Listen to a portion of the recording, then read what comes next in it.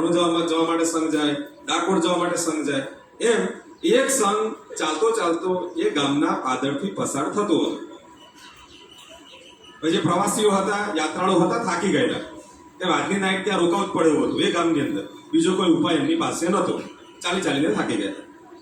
ભાઈ એમને ખબર નહીં કે આ ગામમાં આવી ઘટના બની છે, એટલે એમણે કહ્યું કે ભાઈ એટલામાં ત્યાં એક ડોશીમાં ફરતા હતા, ઉંમરલાયક હતા. એમના આજે સંગવાળા હતા, એમને વાત કરી કે ભાઈ આ ગામમાં મારે રોકાવું છે, તો રોકાવાની ગણતરી છે. તો પેલા જે માજી હતા ડોશીમાં, એમણે કીધું કે તમારે એ ગામમાં રોકાવું હોય તો વાંધો નહીં, પણ એ ગામનો જે રાજા છે ને એ પાપી છે. કેવો છે? પાપી. એ બધાને જમવાની અંદર ઝેર આપી દે છે. શું આપે છે?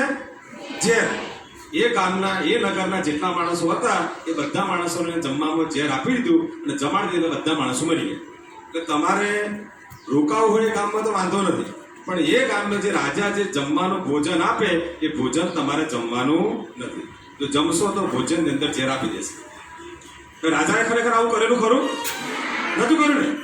પણ ચિત્રગુપ્તનો જે ચોપડો હતો કે સ્વર્ગ કે નર્ક હતો, જે વાતો ચાલતી ત્યાં નક્કી થયું કે આમાંથી આ જે ઘટના બની, આની સાથે રાજાને, પ્રજાને, બાજને કે સાપને એમને એમના કર્મ પ્રમાણે, એમના સ્વભાવ પ્રમાણે કામ કર્યું છે. પણ આ જે માજી છે, જે ડોશીમાં હતા, એમણે જે નિવેદન આપ્યું કે ભાઈ રાજાએ ઝેર આપ્યું છે, તો એમણે તો આ વસ્તુ જોઈ નથી. પણ એમના અનુમાનના આધારે, કે બીજી વાતોના આધારે, કે આજુબાજુ જે વાતો થઈ હશે એના આધારે એમણે કહ્યું, એટલે ચિત્રગુપ્તના ચોપડે નામ નોંધાઈ ગયું કે ભાઈ આ જે કંઈ પાપ થયું છે એ પાપ બધું પેલા માજીના માથે નહોતો. કોના માટે? માજીના માથે. તો આ વાર્તામાંથી આપણે પણ એ શીખ મેળવવાની છે જીવનમાં.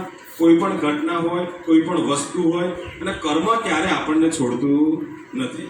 મન, વચન, કર્મ, મનથી કરેલું હોય, વચનથી, વાયદાથી કરેલું હોય, કે આપણે જાતે કરેલું હોય, તો કર્મ આપણને ક્યારે છોડતું નથી. તો જીવનની અંદર કોઈ પણ કામ હોય, સમજ્યા વિચારા વગર કે જોયા વગર આપણે કોઈ પણ કામ કરવું જોઈએ નહીં, કે કોઈનું કહેલું પણ કરવું જોઈએ નહીં, અને કોઈ ખોટું સમજાવે કે ખોટું કે ખોટી વાર્તા કે એટલું પણ સાંભળવી જોઈએ નહીં.